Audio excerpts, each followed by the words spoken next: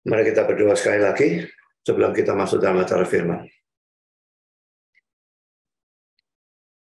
Bapa di surga, terima kasih bahwa dalam kebaktian ini kami kembali mendapatkan kesempatan dan kebebasan untuk membaca, untuk mendengar, mempelajari, merenungkan sebagian firman Tuhan.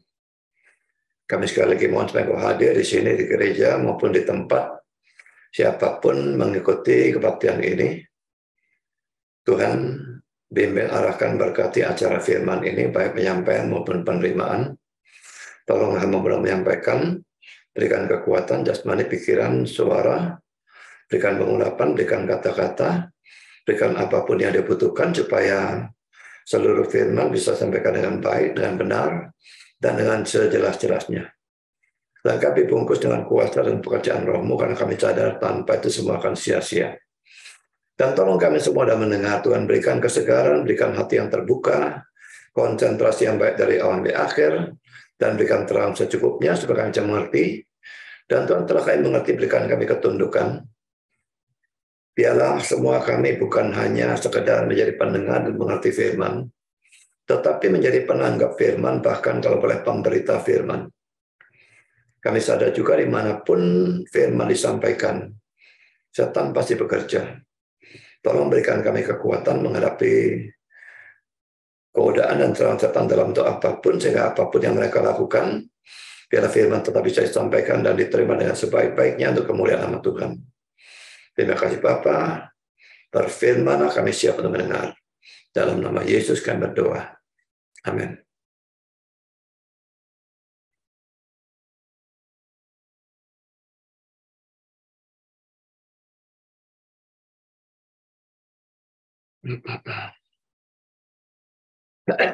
Kita tetap membahas teks yang sama dengan minggu lalu ya. Yunus 1 ayat 8-17, tapi ini session yang kedua. Dan temanya juga berbeda. Kalau pada session minggu yang lalu, Yunus dilemparkan ke laut. Sekarang dalam session yang kedua ini, Yunusnya ditelan ikan besar. Saudara, kita baca teksnya satu kali lagi ya. Yunus 1 ayat 8 sampai dengan ayat yang ke-17. Berkatalah mereka kepadanya, beritahukanlah kepada kami, karena siapa kita ditimpa oleh malapetaka ini? Apa pekerjaanmu? Dan dari mana engkau datang? Apa negerimu? Dan dari bangsa manakah engkau?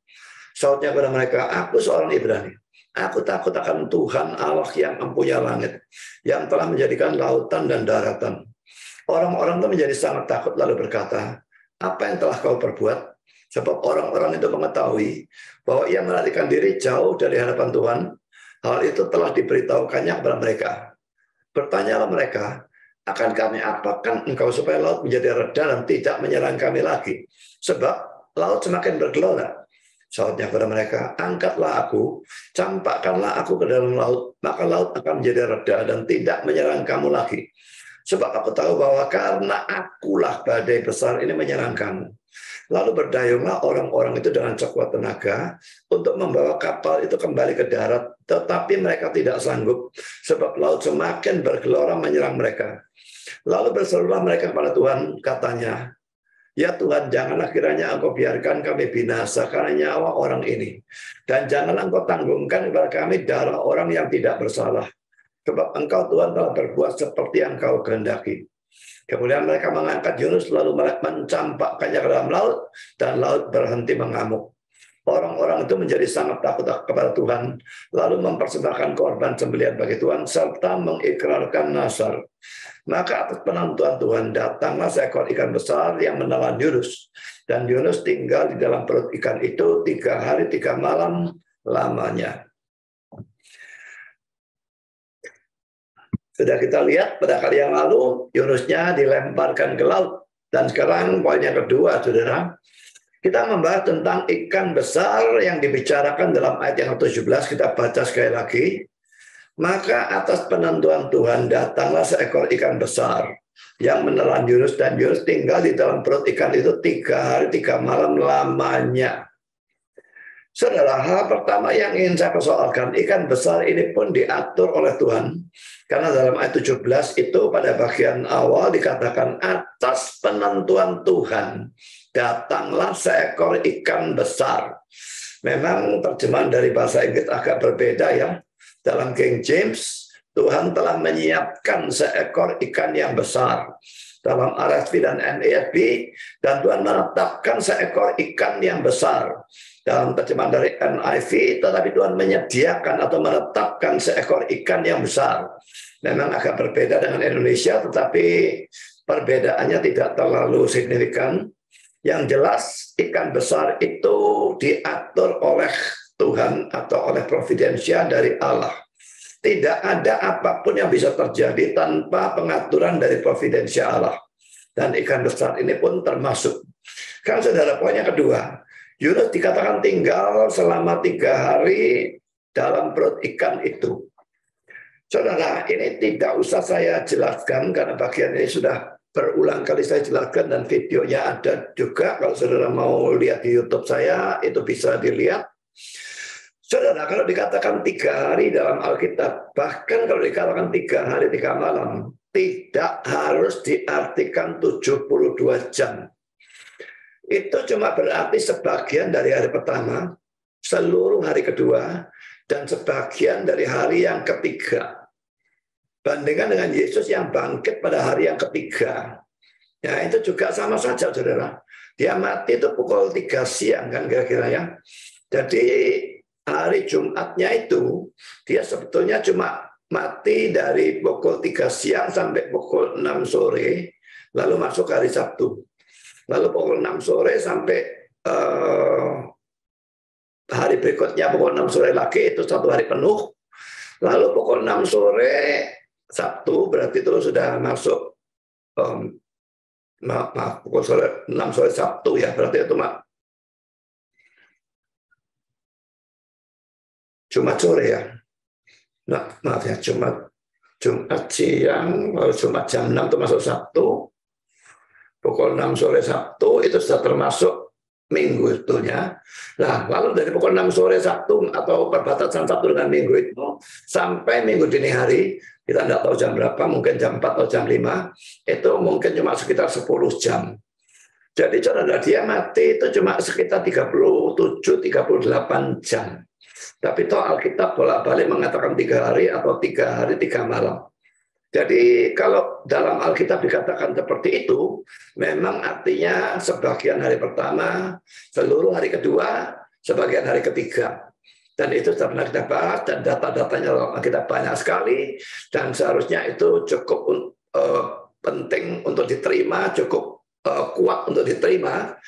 Tapi sekarang sudah kita bandingkan dengan tafsiran konyol dari William Barclay tentang Matius 12 ayat yang ke-40. Kita baca dulu ya, Matius 12 ayat 40 ya. Ini ya. Sebab seperti Yunus tinggal di dalam perut ikan 3 hari 3 malam. Demikian juga anak manusia akan tinggal di dalam rahim bumi 3 hari 3 malam.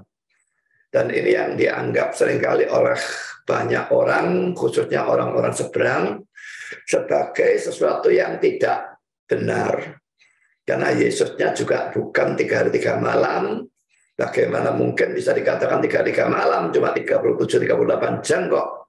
Tapi saudara, mereka tidak ngerti cara penafsiran atau tradisi orang-orang saat itu. Di sana, kalau mengatakan 3 hari 3 malam, atau cuma sekitar 3 hari, atau hari yang 3, itu selalu seperti yang saya katakan tadi. Hanya sebagian hari pertama, seluruh hari kedua, dan sebagian hari yang ketiga. Nah, sekarang perhatikan tafsiran konyol dari William Barclay tentang Matius 12 ayat 40. Matius 12 ayat 40 tadi sudah kita baca mengatakan 3 hari 3 malam. Dan William Barclay sebetulnya jago kalau urusan tradisi pada zaman itu. Tapi justru di sini dia memberikan suatu tafsiran yang luar biasa konyol. Saya bacakan terjemahannya, di mana dia berkata demikian. Di sini kita mempunyai suatu problem. Matius berkata bahwa tandanya adalah bahwa Yunus ada dalam perut ikan paus. Yang bilang paus ya siapa? 3 hari 3 malam. Anak manusia akan ada dalam perut bumi untuk 3 hari 3 malam. Nah, lalu perhatikan ya. Harus diperhatikan bahwa ini bukanlah kata-kata Yesus, tetapi penjelasan dari Matius. Nanti kita akan lihat apakah ini benar apa enggak. Ya. Pada waktu Lukas melaporkan kejadian ini, Lukas 11 ayat 29-32, ia sama sekali tidak menyebutkan tentang Yunus ada dalam perut ikan paus. Ia hanya berkata bahwa Yesus berkata, sebab seperti Yunus menjadi tanda untuk orang-orang Niniwe, demikian pula lah Anak Manusia akan menjadi tanda untuk angkatan ini. Lukas 11 ayat 30. Faktanya adalah bahwa Matius mengerti secara salah pokok dari apa yang Yesus katakan. Jadi poinnya yang Yesus omong itu Matius mengerti secara salah. Kalau Matius mengerti secara salah, kalau dia menuliskan dalam Injil Matius itu, maka otomatis penulisannya juga salah. Dan ini sama dengan menyalahkan Alkitab. Dan dalam melakukan seperti itu, ia membuat suatu kesalahan yang aneh. Karena Yesus tidak berada dalam perut bumi untuk 3 malam, tetapi hanya untuk 2 malam. Ini laki-laki omongan bodoh ya. Ini kayak orang goblok yang tidak ngerti tradisi, pada dia jagonya tradisi. Dan kalau kita tahu bahwa Yesus itu menurut Alkitab mati pada jam 3 siang, lalu bangkit minggu dini hari, maka itu diapa-apakan pun tidak akan bisa cocok dengan 72 jam. Mau matinya siang, bangkitnya dini hari, mana bisa cocok 72 jam. Mau dianggap hari keberapa pun tidak bakal cocok, saudara. Saya teruskan, dia diletakkan di bumi pada malam dari hari Jumat Agung yang pertama. Dan bangkit pada pagi hari dari Minggu Paskah yang pertama. Ya, sekarang ini Jumat Agung yang tidak tahu ke 2000 berapa, demikian juga Paskahnya. Tapi Jumat Agung yang pertama, ya pada saat Yesus mati itu, ya, dia diletakkan di bumi atau di dalam kubur pada bukan malam saya kira ya. Sebetulnya tidak sampai sore, karena tidak boleh kalau sore, itu sama masuk Sabtu. Tapi dia tetap mengatakan malam, saya tidak ngerti kenapa. Jumat Agung yang pertama, lalu bangkit pada pagi hari dari Minggu Paskah yang pertama. Sekarang kita lihat ayat yang dia jadikan referensi ya. Lukas 11 ayat 29-32. Ketika orang banyak mengerumuninya, berkatalah Yesus, angkatan ini adalah angkatan yang jahat. Mereka menghendaki suatu tanda, tetapi kepada mereka tidak akan diberikan tanda selain tanda Nabi Yunus. Sebab seperti Yunus menjadi tanda untuk orang-orang Niniwe, demikian pula lah Anak Manusia akan menjadi tanda untuk angkatan ini. Pada waktu penghakiman, ratu dari selatan itu akan bangkit bersama orang dari angkatan ini, dan ia akan menghukum mereka. Sebab ratu ini datang dari ujung bumi untuk mendengarkan hikmat Salomo, dan sesungguhnya yang ada di sini lebih daripada Salomo. Pada waktu penghakiman, orang-orang Niniwe akan bangkit bersama angkatan ini, dan mereka akan menghukumnya. Sebab orang-orang Niniwe itu bertobat waktu mereka mendengarkan pemberitaan Yunus, dan sesungguhnya yang ada di sini lebih daripada Yunus. Saudara, betul-betul konyol bahwa Barclay mengatakan kalau itu yang dalam Matius itu bukan kata-kata Yesus, tetapi penjelasan dari Matius. Mari kita lihat ya, sekali lagi Matiusnya ya. Dan kita baca Matius 12 ini mulai ayat 38-41 ya. Kita lihat ini kata-kata Matius atau kata-kata Yesus, saudara.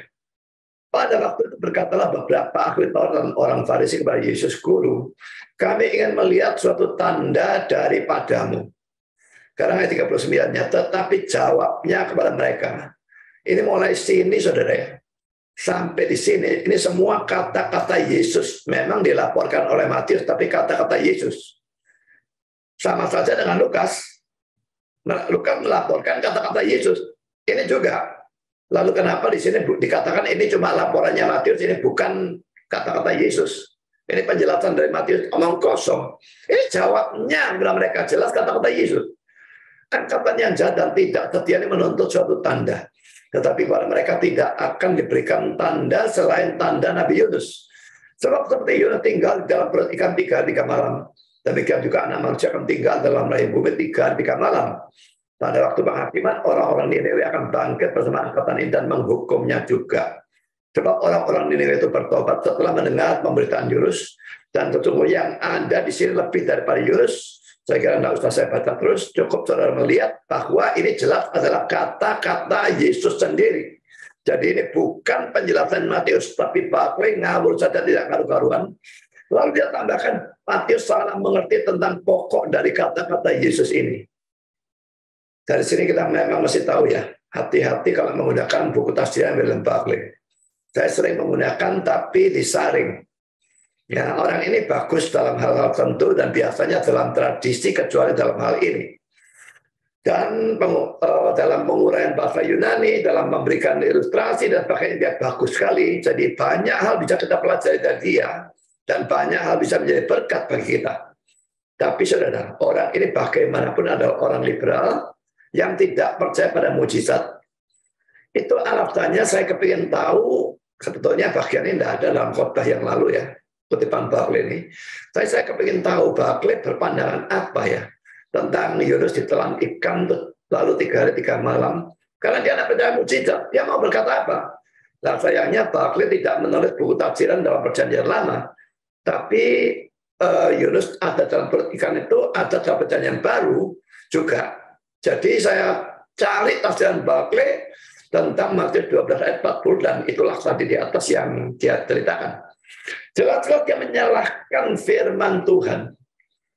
Jadi Matius tidak diilhami Roh Kudus pada waktu dia menuliskan Injilnya, sehingga dia bisa melakukan kesalahan. Kita percaya penulis asli dari Alkitab diilhami Roh Kudus pada waktu menuliskan Alkitab, dan karena itu Alkitab itu NR, infallible dan NR, sama sekali tidak bisa salah. Kesalahan besar, kesalahan kecil tidak bisa. Itu hanya berlaku untuk Alkitab aslinya yang sekarang sudah tidak ada. Tapi kalau Matius itu memang salah, berarti dia tidak diilhami Roh Kudus, sehingga dia betul-betul bisa melakukan kesalahan. Dan kalau itu benar untuk Matius, itu mestinya juga benar untuk semua penulis yang lain. Lalu mau buat apa kita Alkitab kita yang tidak bisa dijamin kebenarannya, bahkan yang asli? Hati-hati menggunakan William Barclay. Ya. Juga betul-betul konyol bahwa seorang ahli tradisi seperti Barclay bisa salah mengerti tentang istilah 3 hari atau 3 hari 3 malam. Ini sangat-sangat konyol. Karena saudara, kita masuk dalam poin B. Perjanjian Baru menceritakan cerita Yunus ditelan ikan dan berada dalam perut ikan selama 3 hari. Dengan cara sedemikian rupa sehingga terlihat bahwa itu betul-betul merupakan cerita sejarah yang betul-betul terjadi. Di samping itu merupakan suatu type dari penguburan Kristus. Ini kata-kata dari Bible Commentary. Tidak bisa dipercaya bahwa Kristus menggunakan semata-mata suatu dongeng yang tidak mempunyai dasar sejarah untuk meneguhkan pernyataannya yang paling hikmat mengenai fakta yang penting tentang kebangkitannya. Jadi kalau orang, biasanya orang-orang liberal dan sebagainya anggap Yunus ini ditelan ikan 3 hari itu omong kosong, jadi itu cuma dongeng. Kalau memang dongeng, berarti Yesus menggunakan suatu dongeng untuk meneguhkan pernyataannya yang begitu penting mengenai fakta yang begitu penting tentang kebangkitannya. Dia bangkit hari ketiga atau 3 malam dan sebagainya. Dia pakai cerita dongeng sebagai dasar, bukan cerita sejarah dalam Alkitab. Itu konyol ya. Jadi kita tidak percaya bahwa cerita Yunus ini cuma dongeng. Ini dongeng, ini cerita yang sungguh-sungguh terjadi. Kalau tidak, itu tidak akan menggunakan suatu dongeng untuk mendukung pengajarannya tentang kebangkitannya. Saya lanjutkan dengan kata-kata Bible Commentary lagi. Ada tujuan yang lain dari cerita sejarah ini. Ini merupakan suatu type dan nubuat tentang kebangkitan Kristus dan hal-hal tentang fakta yang penting itu. Tentang hal ini Sang Juru Selamat sendiri memberikan terang yang jelas. Seperti Yunus tinggal di dalam perut ikan 3 hari 3 malam, demikian juga anak manusia akan tinggal dalam rahim bumi 3 hari 3 malam. Matius 12 ayat yang ke-40. Jadi saudara, ini merupakan suatu type, dan Yesus itu anti-tipenya, anti-type ya. Jadi lagi-lagi kita lihat tujuan baik dari Allah pada waktu membiarkan Yunus memberontak. Dengan demikian sekarang cerita ini menjadi tipe dari peristiwa di mana Kristus ada dalam kubur selama 3 hari, dan Kristus dalam kuburnya menjadi anti-tipenya. Saudara, tentang tipe dan anti-tipe itu tidak ada agama lain yang punya ya. Dalam hermeneutik kita ada tipe dan anti-tipe. Dan itu tidak ada agama lain manapun yang punya hal seperti itu. Makanya orang-orang Muslim itu seringkali menyerang hal-hal seperti ini. Seperti saudara tahu, Moko Ginta tempo hari menulis buku Mustahil Kristen Bisa Menjawab. Maka pertanyaan yang terakhir yang berhadiah mobil BMW itu mengambil dari Injil Lukas juga hal tentang hal itu. Di mana dikatakan katanya tentang itu 3 hari 3 malam dan sebagainya. Nubuat mana dalam Alkitab? Kalau nubuatnya nulis 3 hari 3 malam tidak ada. Tapi ingat, tipe ini, Yunus ini merupakan satu nubuat. Itu yang sama sekali orang agama luar sama sekali tidak ada pengertian apapun. Tapi saya bisa menjawab. Dan itu memang saya jawab. Seharusnya dia utang BMW. Dimanapun dia sekarang berada, Tuhan akan ingatkan dia, kamu utang BMW. Pasti ada hukumannya untuk itu. Kenapa tidak bayar BMW waktu itu? Karena Budi Asali bisa menjawab. Saya sudah tahu dia tidak mungkin mau keluar BMW. Ngomong kosong saja. Dia bodoh mengadakan sayembara yang bisa dijawab. Saya balas dengan sayembara Boeing 747. Dan saya berani, kalau itu tidak bakal ada orang bisa jawab. Saya tahu yakin tidak bisa dijawab. Makanya saya berani. Tapi dia memberikan suatu sayembara yang bisa dijawab. Ya, tentunya utang BMW. Sekarang saudara, kita masuk poin yang ketiga. Juga ini poin 1 ini kita bahas ya. Saya bahas karena ini dikatakan merupakan suatu apologetik ya. Pembelaan iman. Karena Yunus ditelan ikan ini seringkali diserang oleh banyak orang. Karena dianggap sesuatu yang mustahil, hanya bicara menelannya saja itu sudah dianggap mustahil. Sebetulnya kitab suci tidak mengatakan jenis dari ikan ini. Kitab suci hanya mengatakan ikan besar. Ya, mari kita lihat di dalam Yunusnya ya. Sebetulnya di sini juga bisa, tapi dalam Yunusnya saja ya.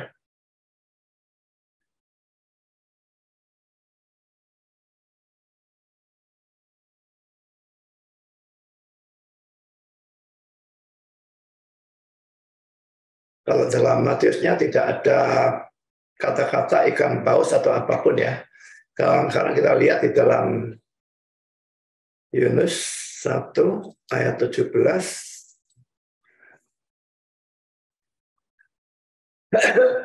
Maka atas penentuan Tuhan datanglah seekor ikan besar. Ini terjemahan Indonesia sudah benar.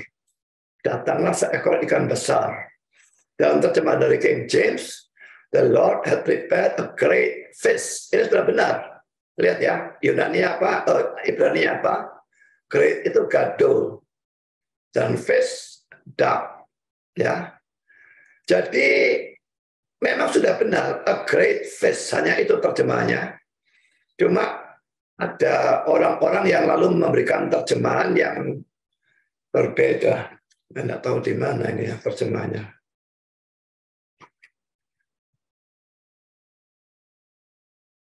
Oh, di sini semua mengatakan great fish. Nanti saya lihat ya, di mana ada yang mengatakan paus ya.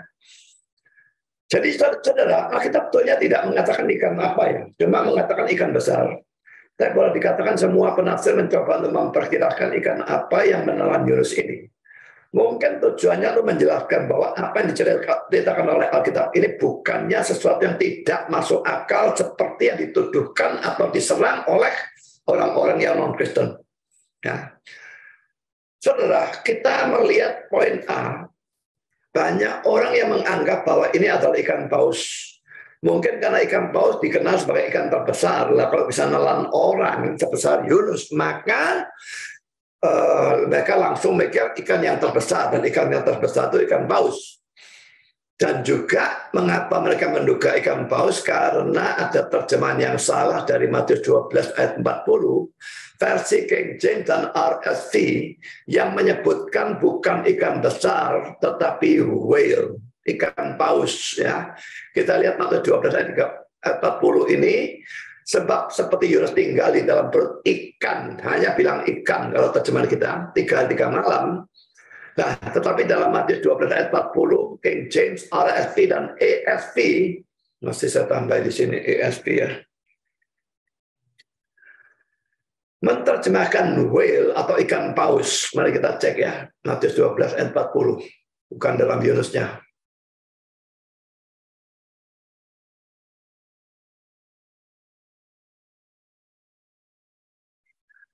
Nah, ini hanya ikan ya, Indonesia ya. Tapi ini bilang whale, King James ya. Ini juga RSV bilang whale. Kalau NIV hanya mengatakan a huge fish, ikan besar lagi. Lah NASB sea monster. Bukan mengatakan whale, tetapi sea monster ya. Monster itu biasanya besar pokoknya ya. Lalu ESV lagi-lagi mengatakan whale di sini.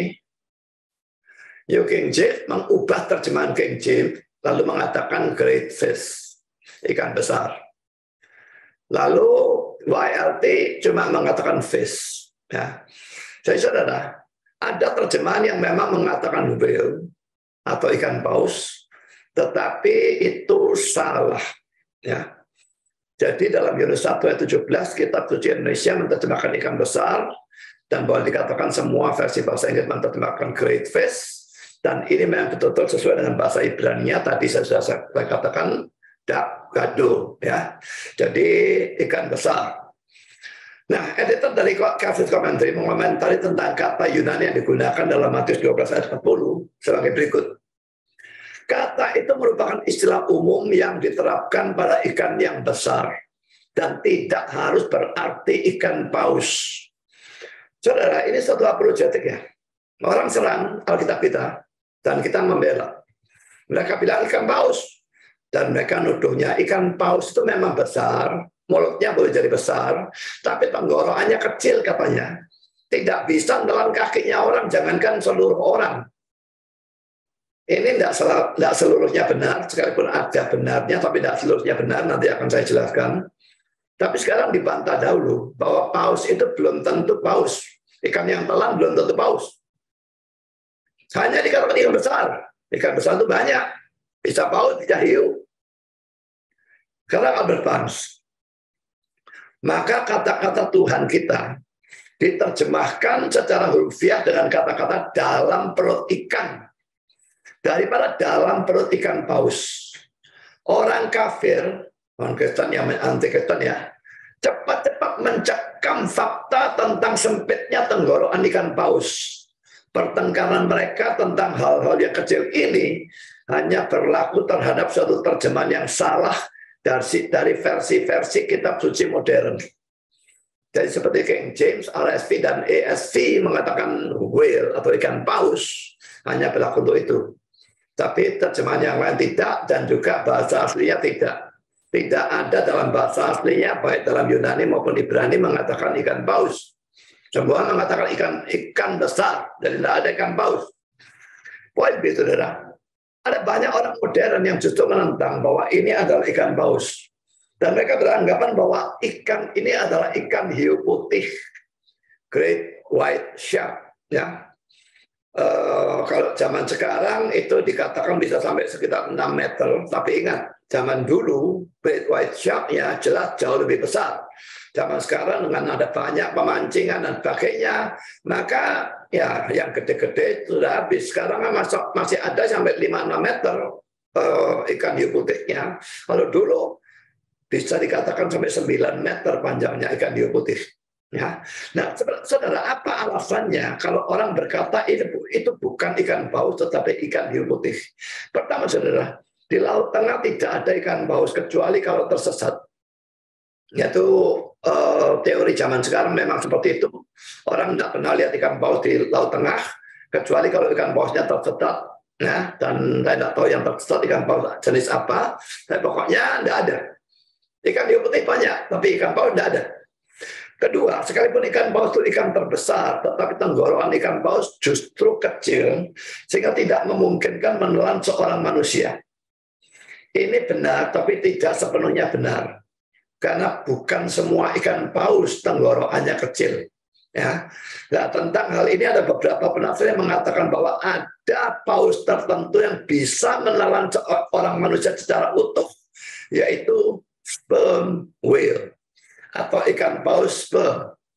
Ini besar sekali dan bisa menelan seorang manusia. Tenggorokannya dia juga besar, lain dengan ikan paus yang lain.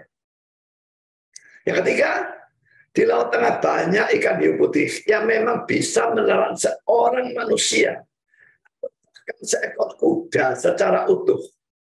Nah, saya akan berikan komentar-komentar dari para penafsir. Dan laki-laki saudara, saya tekankan ini suatu apologetics. Kalau orang menyerang, Alkitab itu ngawur, Alkitab itu buat bualan saja. Ikan paus menelan jurus, tidak ada ikan paus bisa menelan orang, bahkan kakinya orang saja tidak bisa. Nah, ini kata-kata yang gelap. Ini tidak mungkin seekor ikan paus. Karena tenggorokan dari binatang ini hampir tidak bisa menelan kaki, dalam bahasa Inggrisnya leg ya. Jadi bukan foot tapi leg ya, seluruh kaki itu ya dari manusia. Tetapi itu mungkin adalah seekor ikan hiu yang banyak terdapat di Laut Tengah dan yang mulutnya dan perutnya sangat luas.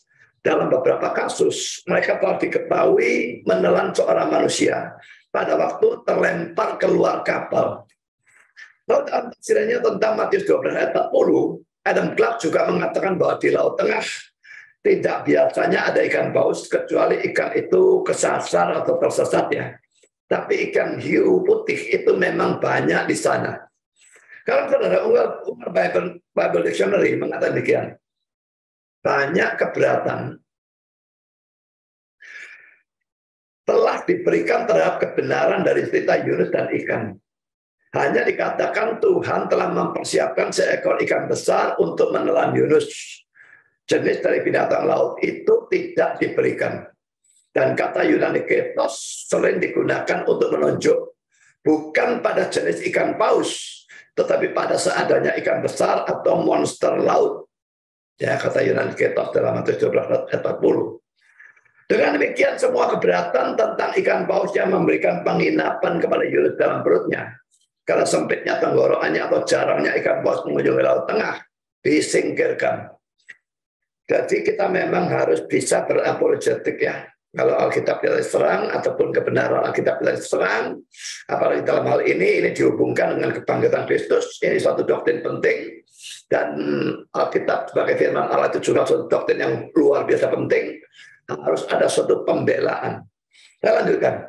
Sejak zaman dari Bukhar telah menjadi pandangan umum bahwa ikan itu adalah jenis dari jenis hiu, Lamia canis carcharias atau anjing laut atau ikan hiu. Nanti saya lihat terjemahan anjing laut itu apa sudah ya? Yang betulnya memang ikan hiu. Tubuh manusia yang utuh telah ditemukan dalam beberapa ikan jenis ini. Jadi betul-betul ada pembedahan dan ada manusia utuh. Jadi memang ada, memang terjadi. Dia bisa menelan. Sekalipun mengakui fakta-fakta ini, tetap cerita ini merupakan sesuatu yang bersifat mujizat dan tidak ada yang mustahil bagi Allah. Saudara, andai kata seluruh argumentasinya itu hancur, dibuang semua, tetap kita berkata itu mujizat. Kalaupun ikan paus tidak bisa telan leg kaki dari manusia, kalau Tuhan mau pada saat itu tenggoroknya dipentang sama dia, bisa saja masuk. Kalau Tuhan mau ya semua bisa, dia maha kuasa kok. Nah saudara, lalu di sini apa saya terjemahkan anjing laut atau straight miring ikan hiu. Yang disebut anjing laut adalah sejenis ikan, bukan anjing laut yang kita kenal. Karena anjing laut yang kita kenal dalam bahasa Inggris adalah seal. Sedangkan ini, kalau lihat kutipannya Adam Clarke itu disebut sea dog. Sea dog kalau mau hurufnya ya anjing laut. Tetapi kalau sudah melihat ini ya, saya berikan linknya, sudah bisa baca sendiri. Dikatakan bahwa ini kata sea dog itu merupakan istilah kuno untuk ikan hiu. Jadi makanya di sini saya berikan anjing laut, tapi sebetulnya ini bukan anjing laut. Yang memang diterjemahkan hurufiah sea dog, yang memang anjing laut. Tetapi istilah itu sebetulnya berarti ikan hiu. Kalau saudara Albert Barnes, dalam semua tulisan zoologi modern, kami mendapatkan bahwa 30 kaki sekitar 9 meter ya, diberikan sebagai panjang yang umum untuk tubuh seekor ikan hiu. Saya sudah katakan ini zaman dulu sudah ya. Kalau zaman sekarang mungkin tidak ada ikan hiu putih yang panjangnya 30 kaki. Tapi pada saat itu ada. Panjang tubuh seekor ikan hiu biasanya hanyalah 11 kali panjang dari setengah dari rahang bawahnya. Jadi itu kalau diukur ya. Semua ikan hiu seperti itu. Hiu putih ya. Jadi tubuhnya panjangnya 11 kali panjang dari setengah dari rahang bawahnya. Jadi seekor hiu yang panjangnya 30 kaki mempunyai rahang bawah hampir 6 kaki dalam bentuk setengah lingkaran. 6 kaki itu 1,8 meter lebih kan ya. Dalam bentuk setengah lingkaran, 6 kaki itu jelas-jelas dengan gampang bisa nelan orang. Bahkan jika rahang seperti itu terdiri tulang yang keras dan bukannya dari bahan yang bersifat elastis, itu memungkinkan pemiliknya untuk menelan seorang dari jenis kita dengan sangat mudah. Jadi kalau hiu putih besar, bisa sekali. Karena berbahas lagi ikan dengan ukuran sedemikian rupa, sehingga mereka bisa menelan seorang manusia secara utuh. Dan yang dibentuk secara alamiah untuk menelan mangsa mereka secara utuh telah ditemukan di Laut Tengah. Ikan hiu putih yang hanya mempunyai gigi-gigi yang tajam, tidak mempunyai pilihan. Kecuali menelan mangsanya secara utuh, atau memotong atau menyobek sebagian dari mangsanya. Giginya cuma gigi tajam, nggak ada geraham ya, seperti kita. Jadi saudara tidak pernah lihat ikan kecapan kan? Mana ada ikan kecapan? Dia bisa nyobek memungkinkan, atau dia telan secara utuh. Kebanyakan telan secara utuh. Dia tidak bisa menahan mangsanya sedikit demi sedikit. Kerakutannya mendorongnya untuk menelan sekaligus semua yang bisa ditelannya. Karena itu Otto Fabricius menceritakan kebiasaannya ada menelan orang yang mati.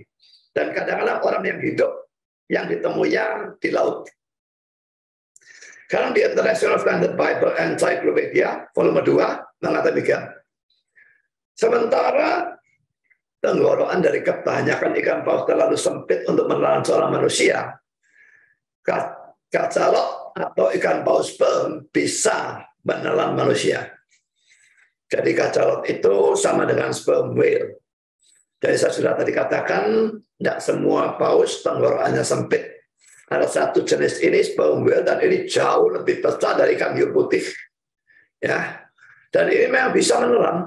Kalau Daily Bible Commentary volume 2 mengatakan demikian. Kita tahu bahwa ikan paus jenis sperm dan ikan hiu besar yang mampu menelan seorang manusia telah diidentifikasi di Laut Tengah bagian timur. Dan adalah mungkin bahwa satu dari makhluk-makhluk inilah yang dimaksud dengan ikan besarnya Yunus.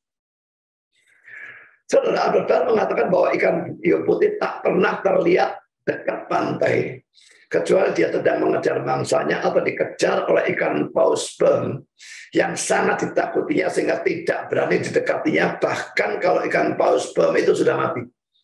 Dan ini menunjukkan bahwa ikan paus sperm itu jauh lebih besar dari ikan hiu putih. Yang boleh saya lihat ukurannya, kalau tidak salah ingat 16 meter atau bagaimana.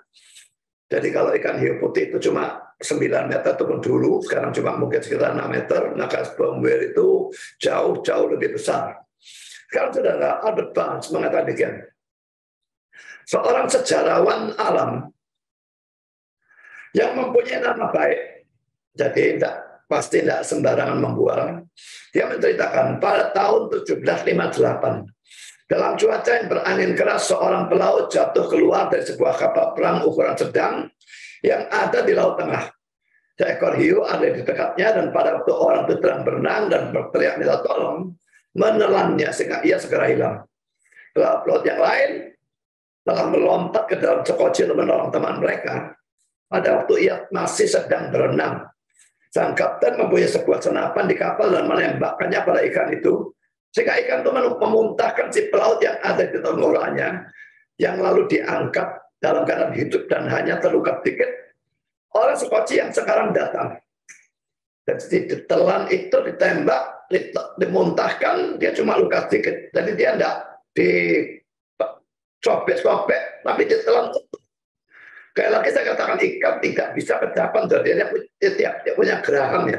Giginya tajam semua, hanya bisa menyopek atau ikan itu ditembak dengan harpun, diangkat dalam kapal perang itu dan dikeringkan. Sang kapten memberikan ikan sebagai hadiah kepada si pelaut yang oleh providensi Allah telah dipelihara dengan cara yang luar biasa. Si pelaut pergi keliling Eropa memamerkan ikan itu. Ia datang di Franconia dan ikan dipamerkan secara umum di sini di Erlangen. Saya nggak tahu bacanya kota-kota ini bagaimana. Seperti juga di Nuremberg dan tempat-tempat lain. Ikan yang kering itu dilukiskan panjangnya 20 kaki. 20 kaki tidak terlalu besar ya. Hanya 6 meter. Dengan sil dikembangkan lebarnya 9 kaki, sekitar 2,7 meter. Dan beratnya 3.924 pounds.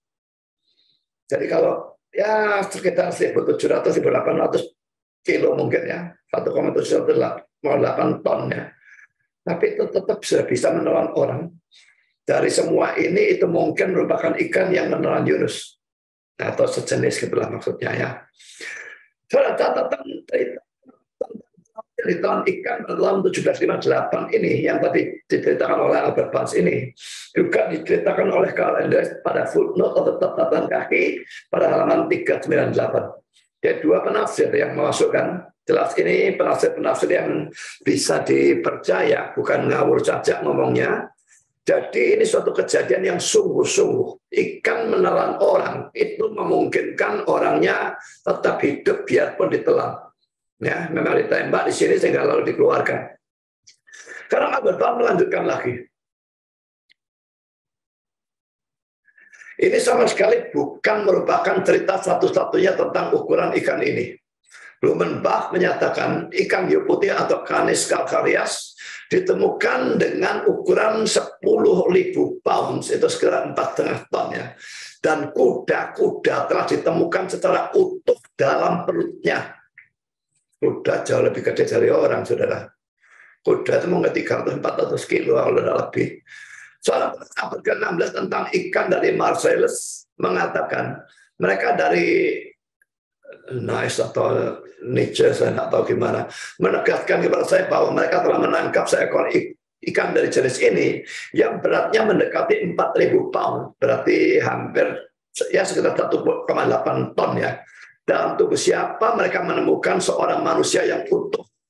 Mereka dari Marcellus menceritakan hal yang serupa bahwa suatu kali mereka menangkap seekor lamia.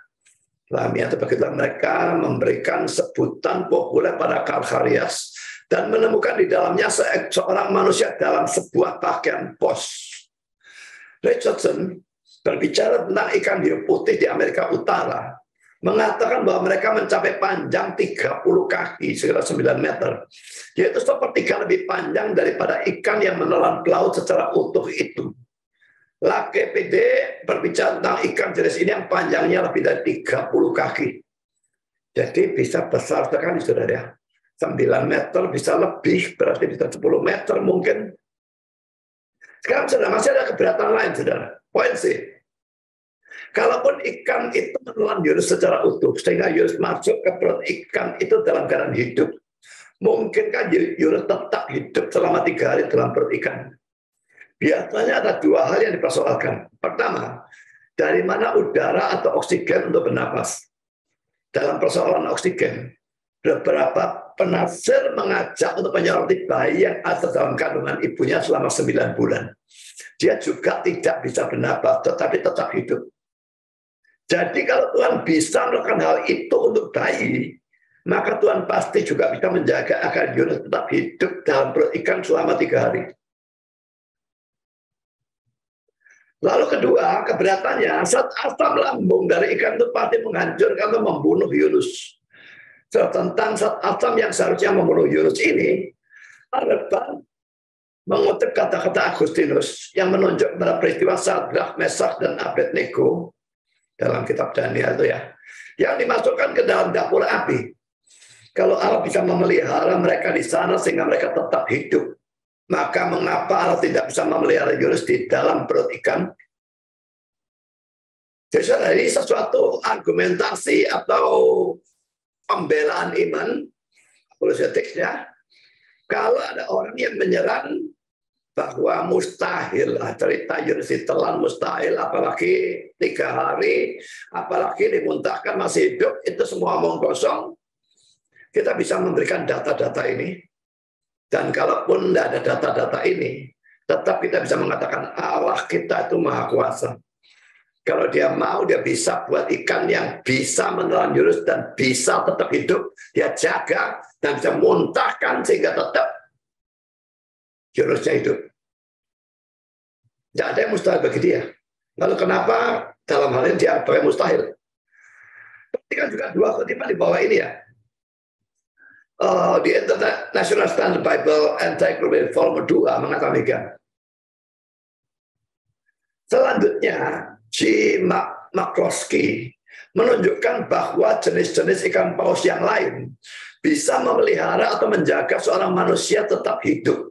Asal orang itu bisa mencapai kantong perut yang besar pada pangkal tenggorokan. Struktur ini dengan dindingnya yang tebal dan bersifat elastis, cukup besar untuk menampung seorang manusia dan menyuplainya dengan udara untuk bernapas. Ya, tetap ada, saudara. Ya, jadi udaranya tetap ada karena pada pangkal tenggorokan dan untuk kantong perutnya besar, tetap bisa hidup orangnya. Ini dibuktikan oleh kata-kata dari orang ini. Lalu juga kutipan selanjutnya dari di International Standard Bible Encyclopedia, A.J. Wilson, ini bukunya Princeton Theological Review, ya, mencatat kasus seorang manusia yang disapu keluar kapal oleh seekor ikan paus sperm yang terkena harpun di sekitar Kepulauan Falkland. Ikan paus itu akhirnya dibunuh dan dibelah. Setelah 3 hari, perawat yang hilang itu ditemukan dalam perut binatang itu dalam keadaan pingsan. Ia berhasil disadarkan kembali. Sekalipun kulit, wajah, leher, dan tangannya menjadi putih karena getah perut atau cairan asam perut dari ikan paus itu. Kalau di sini 3 hari ini mungkin 3 hari sungguh-sungguh ya. Karena ini bukan Yahudi yang tulis, jadi tradisinya beda dengan tradisi dalam Alkitab. Saya tidak tahu kalau 3 hari di sini apa. Tapi kalaupun mau disamakan dengan 3 harinya Alkitab, dalam masalah, pokoknya orang ini ditelan, dibedah, orangnya memang pingsan, tapi masih hidup, disadarkan kembali. Dan asam dari ikan paus itu cuma membuat kulit, wajah, leher, dan tangannya menjadi putih karena getah itu. Memang kalau lebih lama, ya mungkin mestinya menghancurkan. Tapi dalam 3 hari, belum. Jadi ternyata dia masih bisa hidup. Dihidupkan kembali, disadarkan kembali. Mungkin kasih nafas buatan atau apapun, saya tidak ngerti. Tapi pokoknya dia hidup. Poin D, bagaimanapun juga, peristiwa Yunus yang ditelan ikan dan tetap hidup setelah 3 hari, tetap merupakan suatu mujizat. Saya mengutip ulang bagian terakhir kata-kata dari Unger yang sudah saya kutip di atas ya. Sekalipun mengakui fakta-fakta ini, semua tadi yang sudah saya katakan ya, fakta-fakta itu bahwa bisa ikan hiu putih, bisa ikan paus jenis sperm, lalu ada ikan paus di mana orangnya bisa tetap hidup dan sebagainya waktu menelan manusia. Tapi sekalipun fakta-fakta diakui, tetap cerita ini merupakan sesuatu yang bersifat mujizat. Dan tidak ada yang mustahil bagi Allah.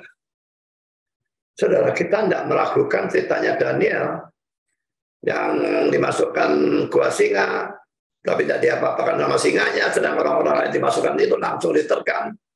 Lalu ada Mesah Abednego tadi dimasukkan dapur api dan mereka tidak apa-apa. Dan banyak kasus seperti itu. Si Simpson bisa ngerobek seekor singa. Tidak ada aturannya, saudara. Orang menang lawan singa itu, saudara. Pukulannya singa itu luar biasa kerasnya. Jauh lebih keras dari pukulannya Mike Tyson. Berkali-kali lipat. Tapi Simpson diberikan kekuatan dari Tuhan. Dia sobek-sobek seekor singa. Jadi, saudara, kalau Tuhan memang mau, Tuhan kita itu maha kuasa. Tidak ada yang mustahil bagi dia. Karena Leslie C. Allen mengutip kata-kata Campbell Morgan, Manusia melihat begitu keras pada ikan besar itu. Wah, melihat begitu keras pada ikan besar itu. Sehingga mereka gagal untuk melihat Allah yang besar. Ini kafir-kafir yang nyerang Kristen ya. Melihat ikan besarnya, dipendeli ikan besarnya. Tapi gagal melihat Allah yang besar. Mereka kafir pun mereka percaya Allah itu maha kuasa mestinya. Kecuali kalau mereka ateis tidak percaya Allah, saya tidak tahu. Tapi kalau mereka beragama, mereka punya kepercayaan Allah itu ada, mestinya semua orang percaya Allah itu maha kuasa. Dan ateis yang sejati, saya sudah katakan, saya tidak percaya ada ateis yang sungguh-sungguh. Ateis itu hanya mulutnya saja. Karena takut, baru berkata, tidak ada Allah, tidak ada Allah. Coba dia dekat dengan bahaya kematian, dia akan berdoa. Bapak Menteri, lihatlah betapa mudahnya Allah membalikkan penghancur. Lihatlah betapa mudahnya Allah bisa membalikkan penghancur atau pemusnah menjadi pemelihara. Bukannya membunuh Yunus, tetapi ikan itu justru menyelamatkan nyawanya. Jadi saudara, kalau ada suatu bahaya, maka pikirkan hal ini ya. Bahaya itu penghancur, pemusnah. Allah kita yang Maha Kuasa bisa menjadikan penghancur atau pemusnah menjadi pemelihara. Jadi dia bukannya membunuh, tapi justru menyelamatkan nyawanya dan memelihara.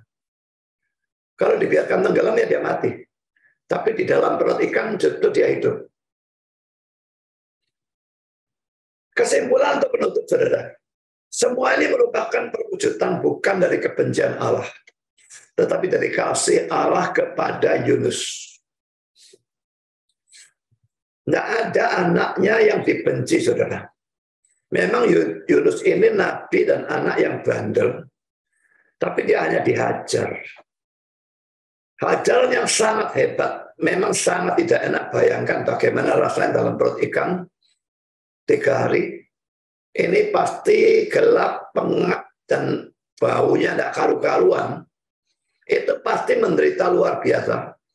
Tapi itu tetap hajaran yang berasal dari kasih Allah untuk mempertobatkan Yunus. Bukan hukuman untuk menghancurkan Yunus. Jadi di sini bukan kebencian, tetapi kasih Allah. Bapak Menteri, pada waktu manusia meninggalkan Allah, ia yang tidak terbatas dalam belas kasihan, tidak meninggalkan manusia. Ini tak berarti lalu kita tinggal saja dia.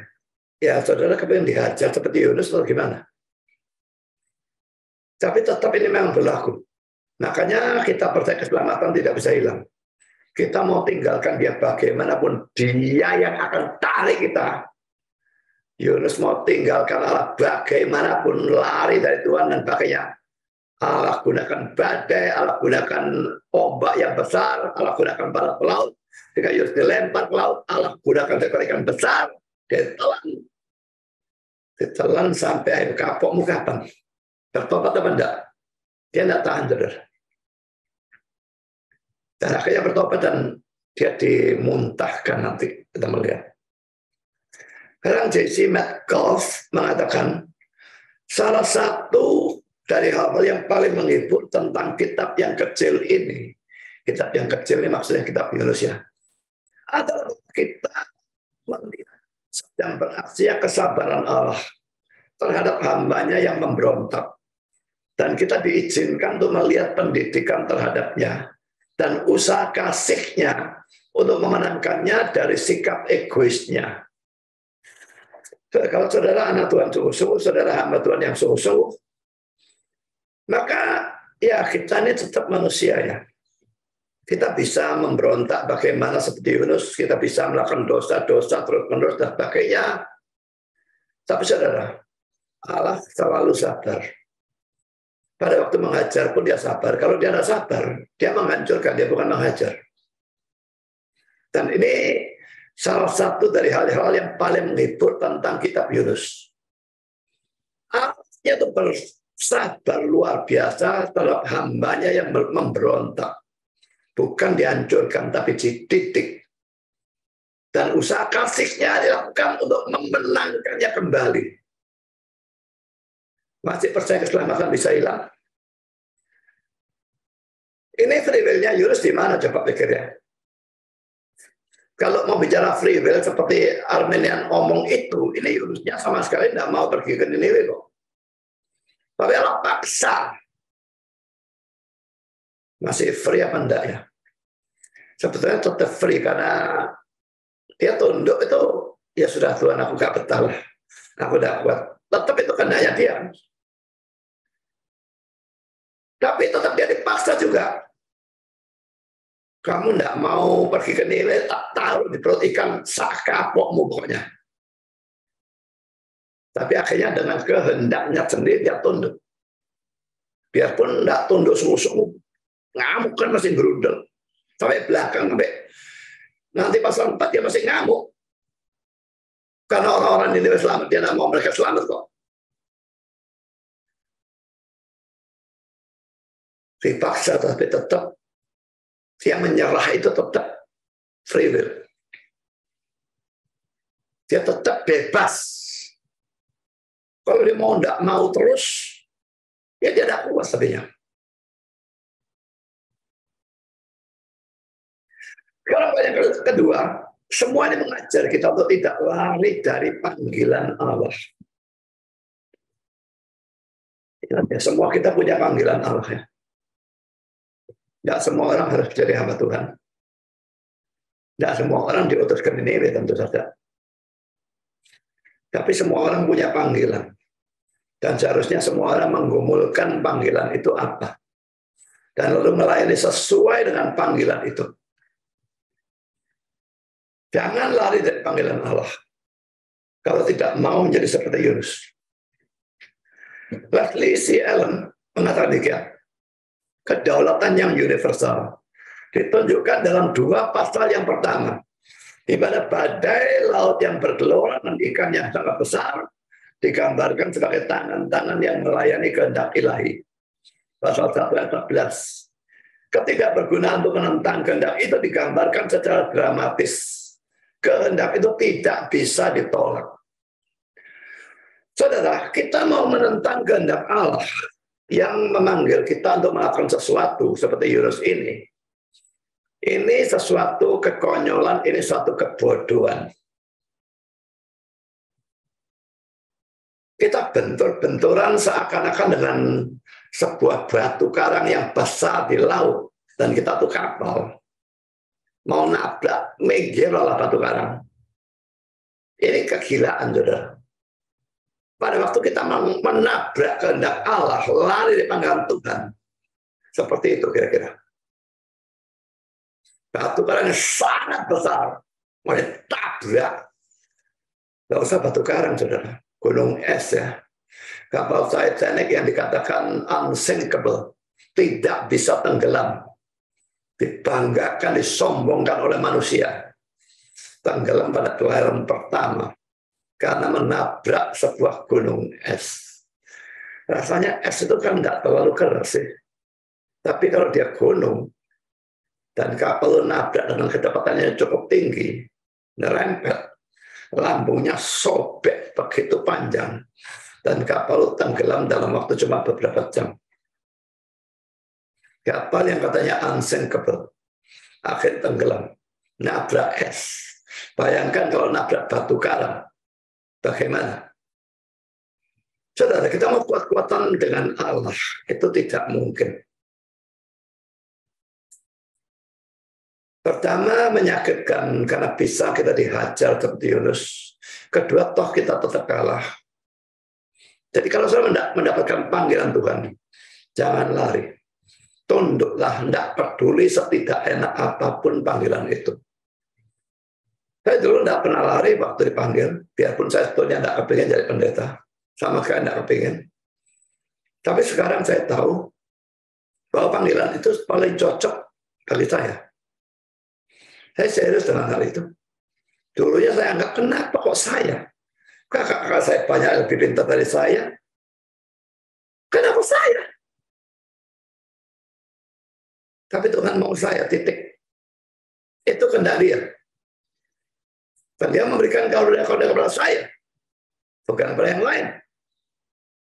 Jadi setelah saya tunduk, saya melihat memang ini yang paling cocok panggilan Tuhan. Hanya saja saat itu saya tidak tahu, saya pikir saya tidak punya karunia-karunia itu. Saya dulu hanya doa di depan 5 orang saja gemeter-gemeter kok. Tapi Tuhan melatih dan sebagainya, dan akhirnya bisa. Sekarang tidak ada masalah dalam persoalan seperti itu. 5 orang atau 5.000 orang, kan tidak ada masalah. Sekarang sudah buat commentary. Ia mendapati bahwa tindakan desertir atau meninggalkan. Desertir itu istilah untuk tentara ya. Kalau dia mestinya perang lalu meninggalkan teman-temannya, itu desertir ya. Tindakan desertir atau meninggalkan betapapun dimungkinkan tidak pernah bisa memuaskan. Kita tidak boleh lari dari otoritas Allah. Ia membuat badai sebagai artilerinya dan petir mengejar orang yang lari itu. Ia membuat para pelaut kafir sebagai pejabat-pejabatnya dan menangkapnya dalam pelariannya. Ia membuat perut ikan sebagai penjaranya dan meletakkannya sementara waktu di sana. Jangan sesaat pun bermimpi untuk menghindari Allah. Jika engkau lari dari sekopnya, engkau berlari terhadap pedangnya. Saya Biliam yang tidak boleh mengutuki sebetulnya, tapi tetap dia kepingin duitnya, maka dia mau mengutuki. Tapi, wah, kalau dia malah melihat malaikat dan pedang yang terhunus, tapi si Biliamnya malah tidak melihat apa-apa. Ketidaktaatan yang dicapai atau dilakukan berarti penghakiman yang sedang dalam perjalanan. Dan penghakiman yang sedang dalam perjalanan berarti penghakiman ada di depan pelanggar. Dan menunggunya seperti sang malaikat menunggu Biliam yang hina. Jadi saudara, panggilan dari Tuhan. Kita mau tolak. Ini seperti diungkapkan dengan kata-kata lari dari sekopnya, lari dari pekerjaan di ladang Tuhan, atau lari dari panggilan Tuhan. Saudara nanti nabrak pedangnya ya. Memang Tuhan tidak akan bunuh kalau saudara betul-betul hamba Tuhan atau anak Tuhan, tapi hajarannya itu luar biasa.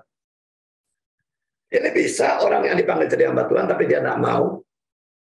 Sudah tahu, yakin panggilannya, tetap tidak mau. Menganggap tidak enak jadi pendeta. Atau bisa juga dia mau tanggap jadi pendeta. Tapi sekarang tidak jadi pendeta yang baik. Tidak belajar firman. Kerjanya cuma cari duit. Pendeta yang seperti itu sebetulnya sama saja dia lari dari panggilan Tuhan. Kalau dia memang dipanggil Tuhan jadi pendeta, dia harus jadi pendeta yang belajar firman. Bukan cari duit. Tapi betul-betul mengutamakan belajar firman, pemberitaan Injil, pemberitaan firman, pengajaran, itu ditekankan sebagai pelayanan yang utama di dalam seluruh kehidupannya. Urusan Tuhan yang mencukupi dia.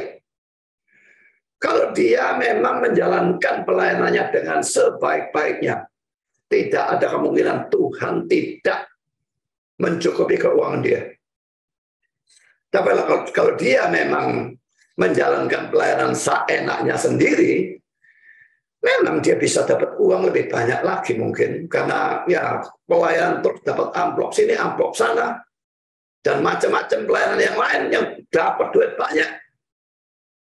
Tapi saudara sedang lari dalam pelayanan saudara, betulnya. Saudara lari dari panggilan Tuhan. Sama seperti Yunus sebetulnya. Karena dia tidak pernah dipanggil untuk jadi hamba Tuhan yang kerjanya cari duit dan bukannya belajar firman dan mengajar secara serius Injil dan firman Tuhan. Dia melakukan sesuatu yang lain. Maka itu lari dari panggilan Tuhan. Siapapun hamba Tuhan yang mendengarkan khotbah ini dan sedang melakukan hal seperti itu, bertobatlah. Saudara sama dengan Yunus. Bertobatlah. Yunusnya tidak tahan. Soalnya mungkin masih tahan. Berarti ajaran Tuhan belum atau belum nemen. Tapi akan tambah lama, tambah nemen. Dan membuat saudara pada akhirnya tidak akan bisa bertahan. Mari kita semua berusaha untuk tunduk pada kehendak Tuhan. Tuhan memberkati saudara. Amin.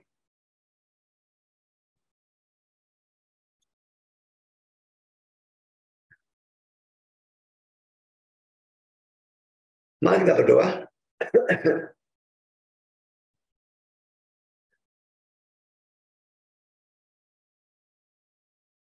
Bapa di surga, terima kasih bahwa kami sudah boleh mendengar sebagian firman.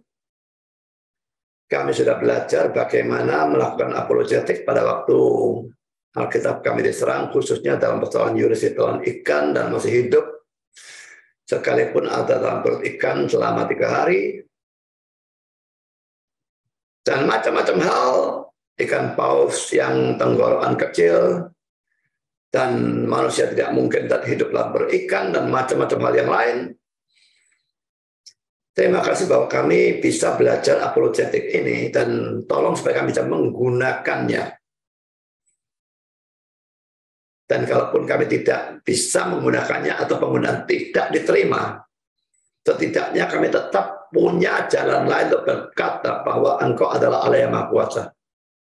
Dan tidak ada yang mustahil bagi Engkau untuk membuat atau mengatur sehingga ikan yang tenggorokannya sempit pun bisa menelan manusia, dan kemahakuasaan menjaga dia tetap hidup sampai hari ketiga. Kemahakuasaan juga mendorong ikan memuntahkan, dan orang tetap dalam keadaan hidup sehingga bisa berkhotbah menuruti panggilan yang terhadap mana dia memberontak pada mulanya. Tuhan, biarlah kami bisa melakukan apologetics itu dan belajar juga dari Yunus ini untuk memenuhi panggilan Tuhan dan memenuhinya dengan sungguh-sungguh. Terlalu banyak hamba Tuhan yang hanya cari duit, yang pada hakikatnya sebenarnya sudah melarikan diri dari panggilan Tuhan. Terlalu banyak hamba Tuhan yang tidak belajar firman dengan alasan apapun, dan menyusun khotbahnya asal-asalan saja.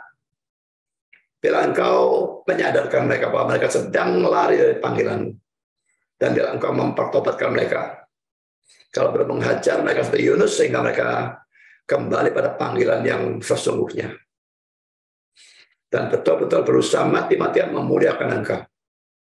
Terima kasih Bapa, dalam nama Yesus kami berdoa. Amin.